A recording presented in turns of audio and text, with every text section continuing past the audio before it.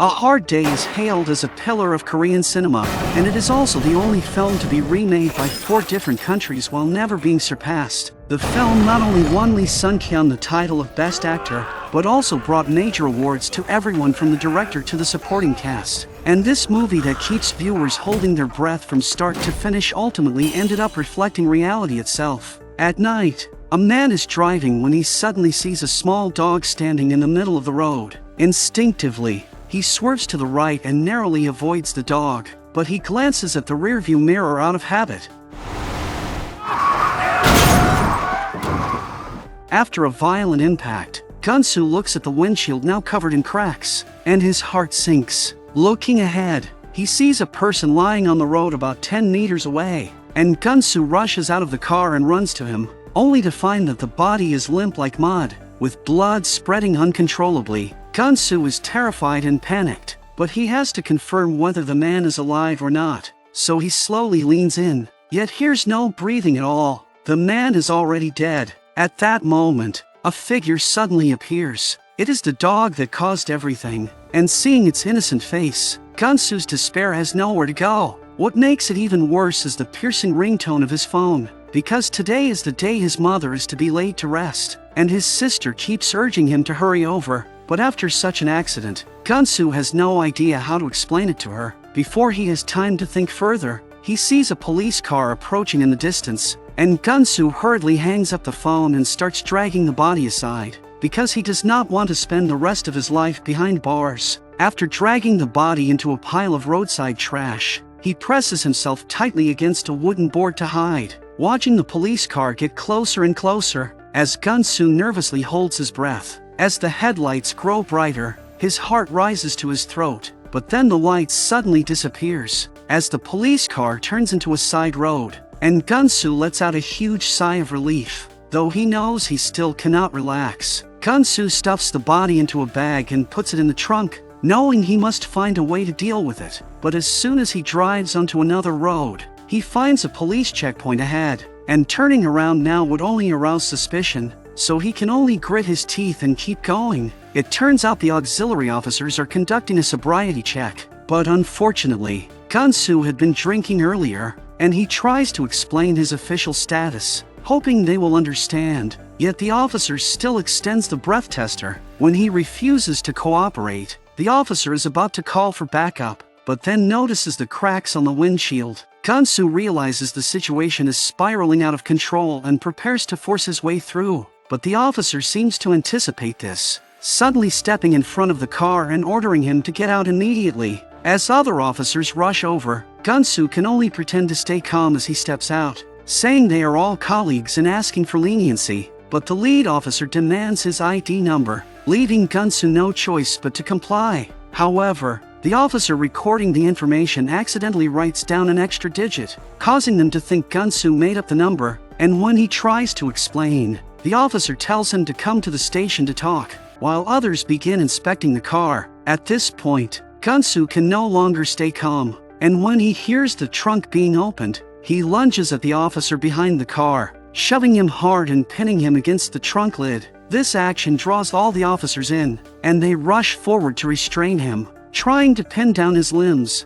but a trained police officer is not easily overpowered. Just then, the lead officer suddenly sprays pepper spray, and Geon-soo is blinded by the burning pain, allowing another officer to use a stun baton to finally subdue him. Not long after Geon-soo is on the ground, headquarters confirms his identity, and to everyone's shock, he really is a full-fledged police officer, which not only spares him from punishment, but even allows him to scold the auxiliary officers one by one. Geon-soo then drives to the funeral home, where all the relatives have already left, and as he stares at his mother's portrait, his mind is filled only with thoughts of how to dispose of the body. Just then, several men arrive and interrupt his thoughts. They are colleagues from his police station, but they are not here to pay respects. It turns out that earlier that day, an inspection team found a large amount of cash and a notebook recording bribes in Geon-soo's locker, and because the items were poorly managed, they want Geon-soo to take the blame.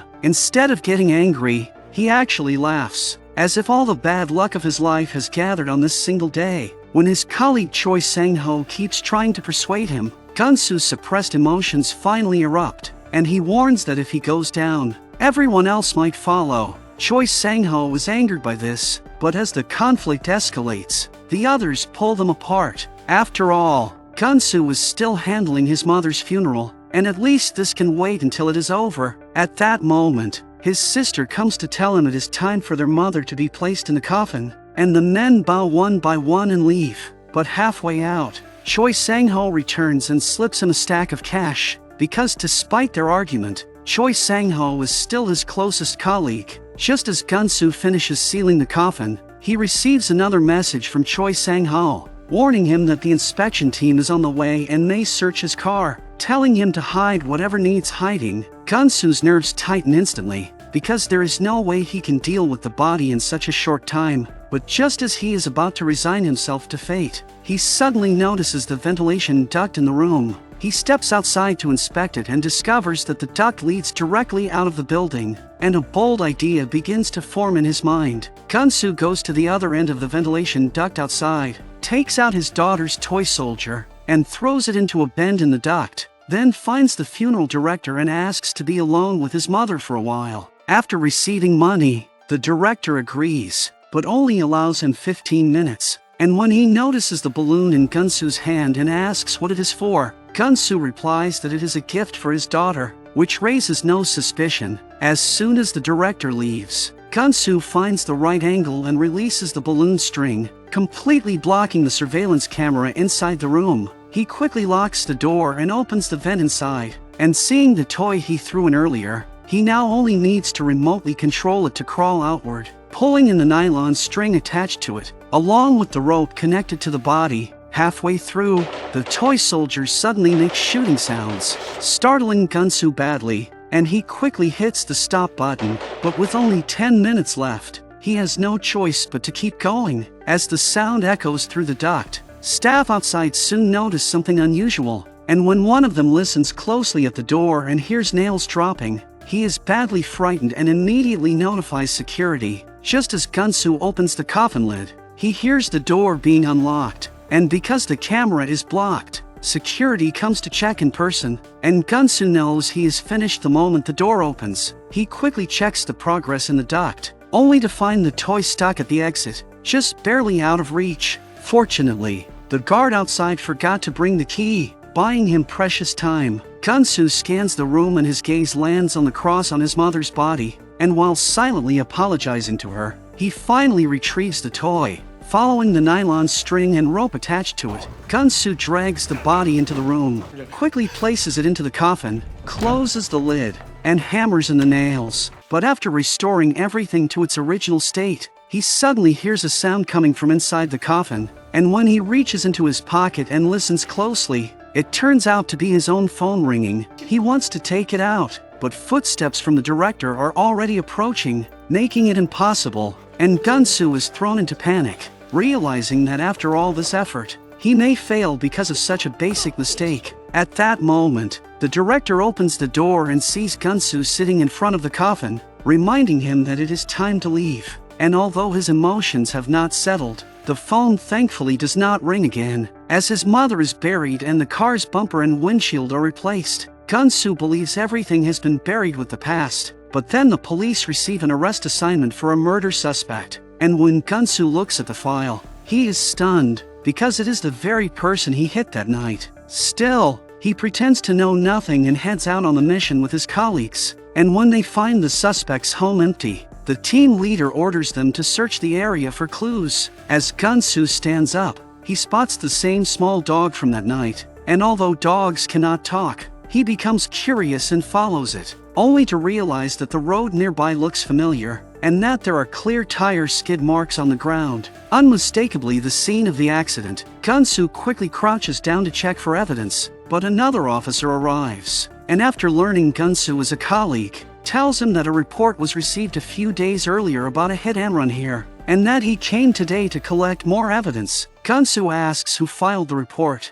but the officer says it was anonymous, and that there is even a witness, which instantly makes Geon-soo lose his composure. Even worse, his colleagues arrive at that moment, and after hearing the situation, Choi Sang-ho asks what clues they have so far. only for the officer to point at the surveillance camera above and say they are still reviewing the footage, and that results will come very soon. These words left Geon-soo completely stunned, and when he heard the team leader tell Choi Sang-ho to go confirm the footage together, saying they might even uncover clues about the killer, Geon-soo hurriedly volunteered to go instead. But because Choi Sang-ho was more familiar with the other officer, the team leaders still decided to send Choi Sang-ho. However, Geon-soo also came up with a plan, and that night he brought fried chicken to the other police station, temporarily distracting the food-loving Choi Sang-ho, then stared straight at the surveillance footage and asked the officers about their progress. After learning that nothing had been found due to the poor video quality, Geon-soo finally felt a little relieved. But at that moment Choi Sang-ho seemed to notice something and asked the officers to rewind the footage slightly. In the footage, just as a car was about to pass by, its brake lights suddenly lit up, and Choi Sang-ho said this had to be a sudden stop after hitting someone. And when the officers compared it with photos, they found that the location of the sudden braking perfectly matched the accident site. Geon-soo immediately felt extremely uneasy, but fortunately the video quality was indeed poor, and they could only identify the car as a black Hyundai and the first digit of the license plate as 8, with nothing else clearly visible. Although Geon-soo narrowly escaped danger this time, the next day at the station he received a strange phone call, and the caller actually asked where he had hidden the killer, and Geon-soo initially tried to play dumb, but did not expect the caller to state his name directly, forcing him to quickly hang up. But just after that, the phone he had reported lost rang again, and to avoid drawing attention from his colleagues, he stepped outside to answer it,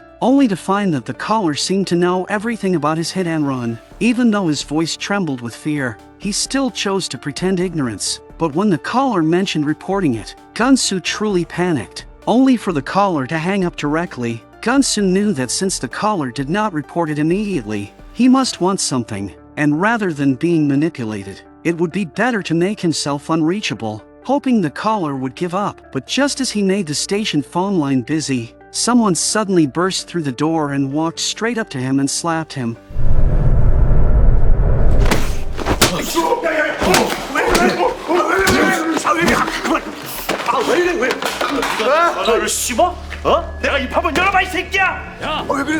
Geon-soo was left completely stunned, but after taking a closer look, the man said he had mistaken him for someone else. Choi Sang-ho quickly smoothed things over and introduced the man as Park Chun-min, a police officer from another station who had previously helped their unit on a case, and everyone treated it as a misunderstanding, though both men knew exactly what was going on. At this moment, Geon-soo dared not speak up despite his anger, and after Park Chun-min left, he followed him into the restroom, locked the door, and decided to make him understand the consequences of threatening him. However, Park Chun-min did not seem surprised at all, and instead told Geon-soo that he should answer the phone obediently, which made Geon-soo furious, though he restrained himself and asked what Park Chun-min actually wanted. When Park Chun-min said he wanted the killer's body, Geon-soo again claimed he did not know where it was, but Park Chun-min did not take his words seriously at all. This completely enraged Geon-soo, and he threw several punches at Park Chun-min near the doorway. And when Park Chun-min tried to restrain his arms, Geon-soo broke free and landed a heavy punch to his abdomen, then turned away coolly, leaving Park Chun-min groaning in pain. Yet Park Chun-min wore a smile on his face, watching Geon-soo storm off, as if he had forgotten the pain altogether.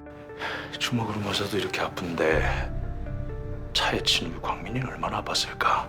These words once again struck a nerve in Geon-soo. After Geon-soo missed a punch, Park Chun-min quickly ran into a toilet stall, and no matter how much Geon-soo shouted, there was no response, so he leaned in to look, only to be pulled inside. Park Chun-min gave him no time to recover, landing 2 heavy blows to the side of his face before forcing his head down into the toilet. It turned out that Park Chun-min had only been teasing him earlier, but now he decided to teach Geon-soo a real lesson, and with Park Chun-min's grip like iron clamps, Geon-soo had no way to resist, and he began slapping Park Chun-min's leg as a sign of surrender. Yet Park Chun-min continued holding him down for several minutes, determined to make him taste fear. When Geon-soo finally got up, he was indeed much more obedient, which was exactly what Park Chun-min wanted. And before leaving the restroom, he told Geon-soo to prepare the body that very night, clearly underestimating him. That night, Geon-soo dug up his mother's coffin and dragged the body out,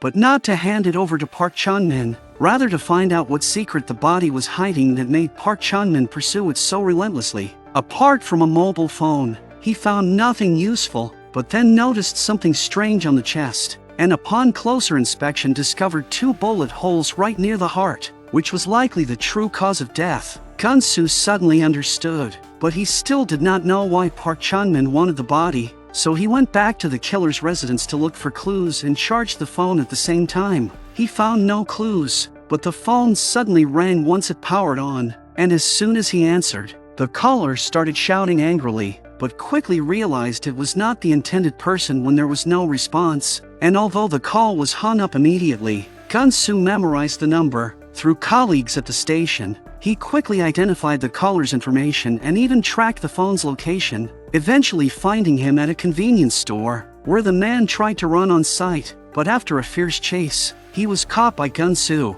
Geon-soo cuffed him at the edge of a rooftop, and after interrogation, the truth finally came out. It turned out that Park Chan-min had once worked in a special enforcement unit, and after each seizure of illegal materials, he would pretend to dispose of them in sinks, while secretly setting up pipes downstairs to collect them, then drying and reprocessing the diluted substances before sending them back into circulation. And over time, his operation grew larger and larger. Recently, when dealing with a Japanese criminal group, he kept both the payment and the materials for himself, and the victim stole the key to where the money was hidden. And since both the victim and the caller were Park Chan-min's subordinates, betraying him was very likely the real reason the victim was killed. After hearing this, Geon-soo returned to the body and searched again, and sure enough found something unusual on the lower part of the body, which looked like a lipstick. But just as he was about to examine it more closely, a sudden beam of light shone from behind, and to his shock,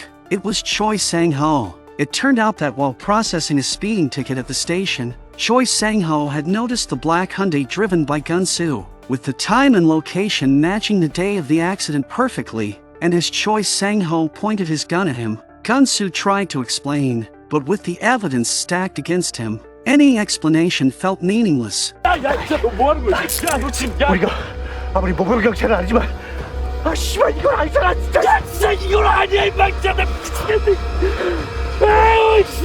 However, Choi Sang-ho did not arrest him immediately, and instead cuffed him in the car, because he knew that negligent homicide and hit and run were enough to ruin Geon-soo's life. And thinking about Geon-soo's 5-year-old daughter, Choi Sang-ho unexpectedly unlocked the cuffs and told him to pretend he knew nothing. Geon-soo never expected that the blunt and outspoken Choi Sang-ho would be someone so loyal and compassionate, perhaps the only person who could help him. So Geon-soo decided to tell him the whole truth. At that moment, his phone suddenly rang again, and Park Chan-min's voice came through, strangely seeming to know they were sitting in the car, as he warned Geon-soo that if he did not want to drag Choi Sang-ho down with him, he should get out of the car immediately. But after Geon-soo did as instructed, he did not see a single person around, and at that very moment,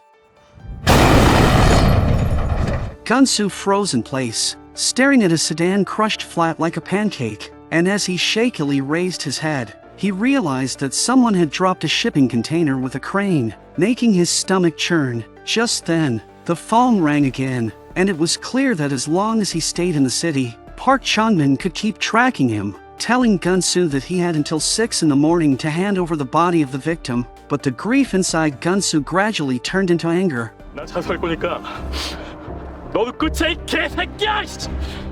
Unexpectedly, Park Chan-min still had another move prepared, as this time he went straight to Geon-soo's home, and when Geon-soo heard him call out his daughter's name, he completely panicked and rushed home at full speed. However, when he arrived in a frenzy, the house was eerily calm and his daughter was unharmed, because Park Chan-min had only bought her a toy and left, making it clear that even if Geon-soo turned himself in, his family would never be spared. At this point, Geon-soo knew that he was not the real killer, and instead became calm, looking at the bullets in his gun as he decided to fight to the end. Geon-soo first arranged a new place for his family to live, then went to the station to replace the training rounds with live ammunition, and although every change had to be logged, the form was already full that day, forcing the officer to go fetch a new one from storage. At that moment, Gun-soo noticed special equipment in the storage room, a new type of time device that he had seen demonstrated before. Gun-soo went back,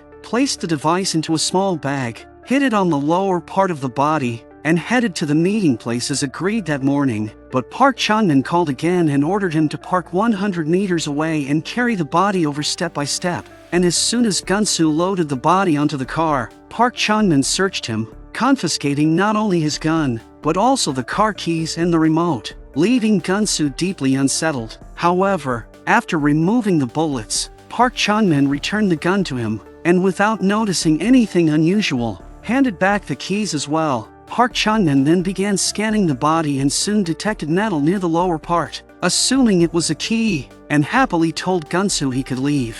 But just as Gun-soo turned around, he pressed the countdown button. At that moment, Park Chan-min suddenly called out to him, but the shot that followed was not aimed at Gun-soo, as it was only another warning, and Gun-soo told him that the deal was already done and no one else would ever know. He added that if Park Chan-min tried to kill him, a report would be sent to the authorities after his death, ensuring that they would both be finished. Seeing such resolve, Park Chan-min lowered his weapon and even suggested that Gun-soo work with him in the future, saying it was far better than taking bribes. But Gun-soo urged him to get into the car quickly, because the device was about to go off. Just after they parted ways, Park Chan-min reversed his car back in front of him and casually asked if he wanted to grab breakfast together, and with only 10 seconds left, Gun-soo turned and shouted a firm refusal, prompting Park Chan-min to drive away without another word. But the car had barely gone a few meters.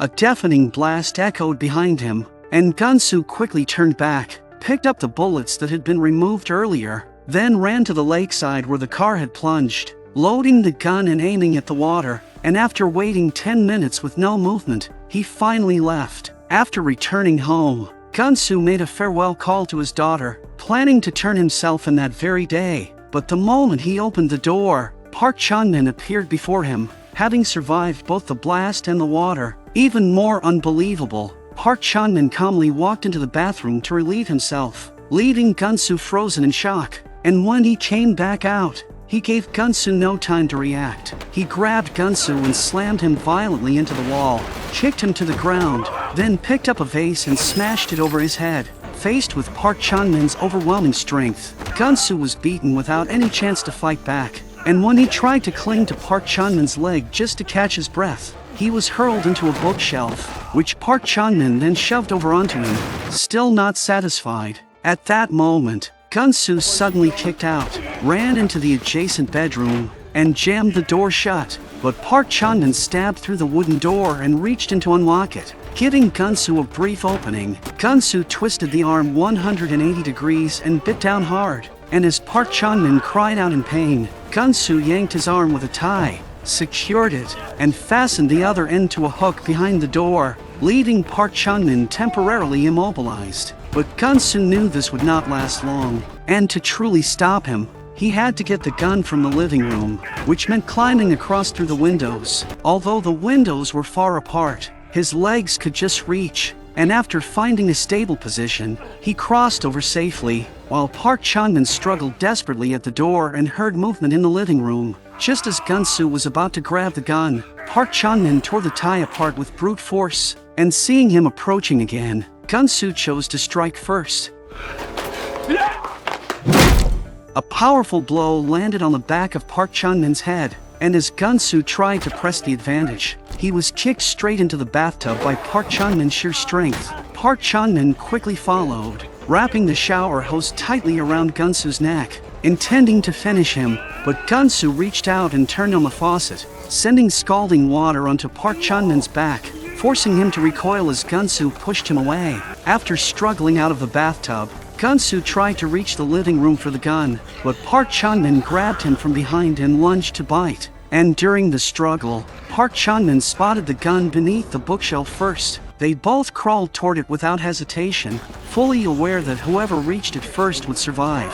But as Gun-soo reached the bookshelf, Park Chan-min had already touched the gun, and neither noticed that the trigger was caught on a nail. And after a single shot rang out, everything stopped. as Gun-soo's eyes still moved while Park Chun-min lay completely still. Afterward, Gun-soo went to the station and turned himself in, but because the crimes involved were too extensive, exposing them would bring down the entire department. So the leadership decided to bury everything permanently and ordered Gun-soo to take a year off before returning to duty. The first thing Gun-soo did after leaving the station was restore his mother's grave. But among the items his daughter had casually collected, he found something familiar, the very key he had discovered before. Gun-soo followed the address written on the key and handed it to the staff there, but after checking it, they asked why he had only brought a small bag. And although Gun-soo thought the bag was not small at all, when he stepped inside the warehouse, he was left completely speechless by stacks of cash stretching as far as the eye could see. Beyond hardship,